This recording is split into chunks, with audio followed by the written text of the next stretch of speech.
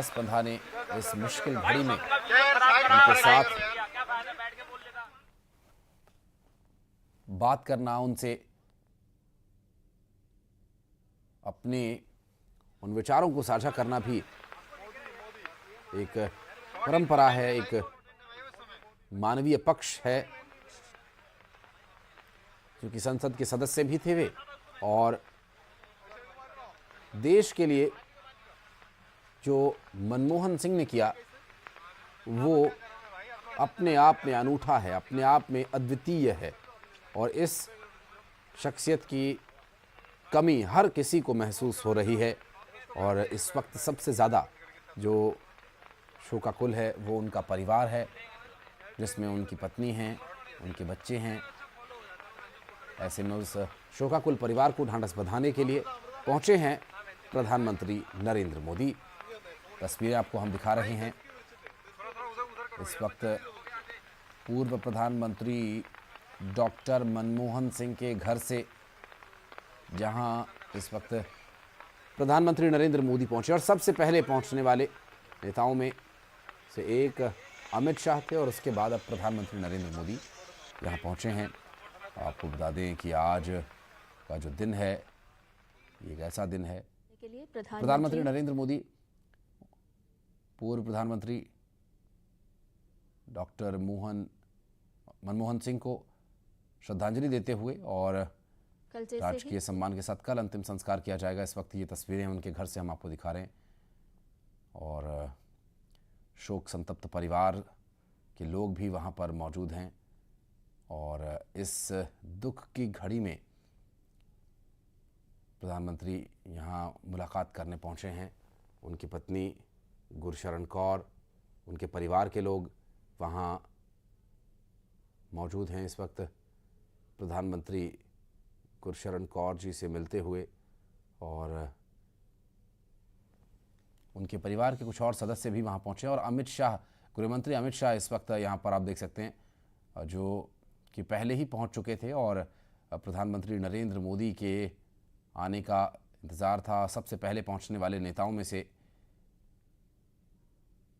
प्रधानमंत्री नरेंद्र मोदी और अमित शाह और भारतीय जनता पार्टी के राष्ट्रीय अध्यक्ष जगत प्रकाश नड्डा भी यहाँ पर पहुँचे हैं और श्रद्धा सुमन अर्पित करते हुए,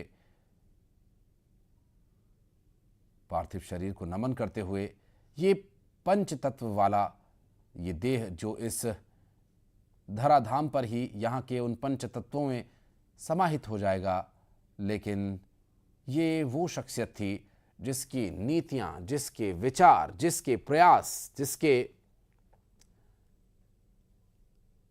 फॉर्मूले ने भारत की तस्वीर और तकदीर दोनों को बदल कर रख दिया। वो हमेशा अमर रहेंगे भारत की विकास गाथा में, भारत के सतत आगे बढ़ते और उत्तरोत्तर तरक्की करते देश की नींव में मनमोहन सिंह एक ब्रिलियंट माइंड, एक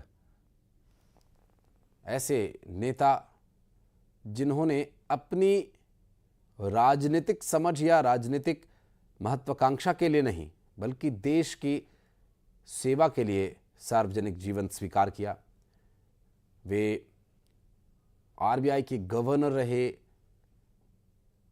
वित्त मंत्री रहे, प्रोफेसर रहे, बच्चों को भी पढ़ाया और प्रधानमंत्री बनकर 10 साल तक लगातार देश की ऐसे समय में सेवा की जब कई तरह की परिस्थितियां बहुत विपरीत थीं, कई तरह की आलोचनाओं और कई तरह के झंझावातों का सामना करते हुए इस महान और एक मजबूत व्यक्तित्व वाले मनमोहन सिंह ने वो कर दिखाया जो शायद न भूतो न भविष्यते को पूरी तरह से चरितार्थ करता है।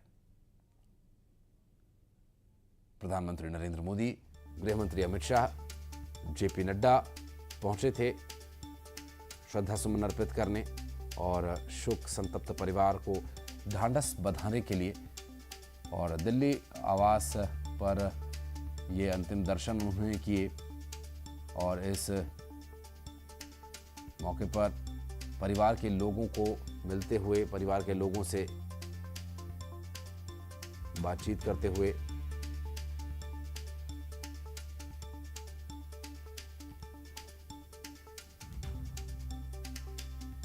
तस्वीरें आपको दिखा रहे हैं।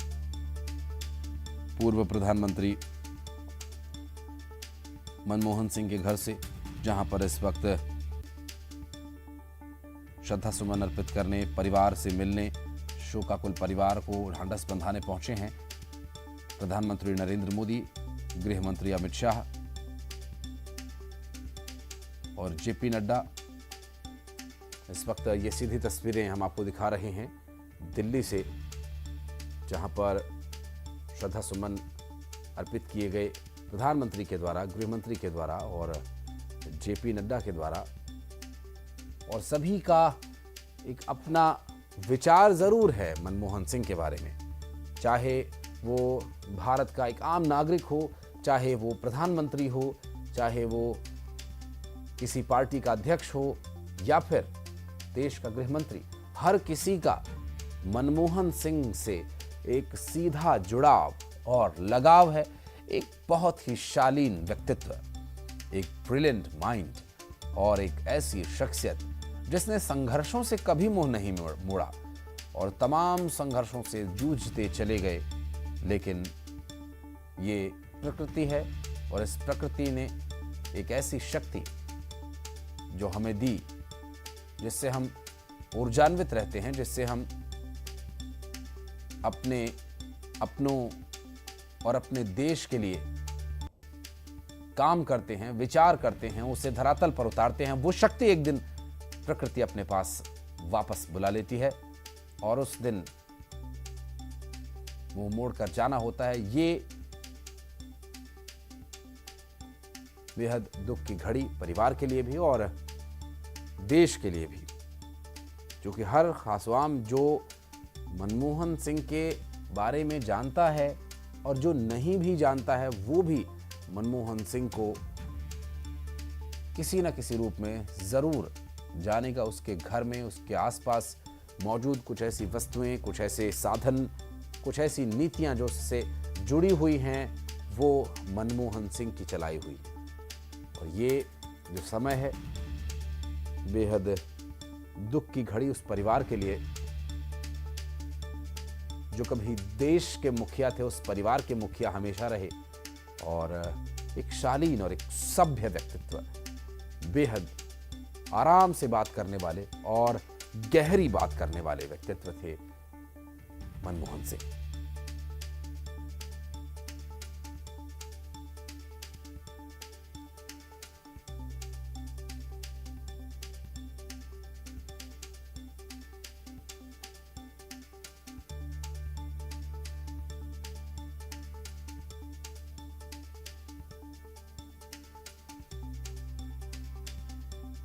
रख दिया गया था, तो मनरेगा की शुरुआत जो है वो उन्होंने शुरू की थी। मिनिमम वेज गारंटी की शुरुआत हम कह सकते हैं कि वो मनमोहन सिंह के कार्यकाल में हुआ था। इसके अलावा अगर हम बात करें आरटीआई की बात करें, जो राइट टू इंफॉर्मेशन की बात होती है, जिसको लेकर के लगातार जो है वो स्वच्छता, पारदर्शिता की बात की जाती है। सरकार के कामकाज में पारदर्शिता लाने का प्रयास जो है वो किया गया था और आरटीआई जो है वो लाया गया था। इसके साथ ही साथ अगर हम बात करें मनमोहन सिंह के कार्यकाल के दूसरे आखिरी में समय की बात करें,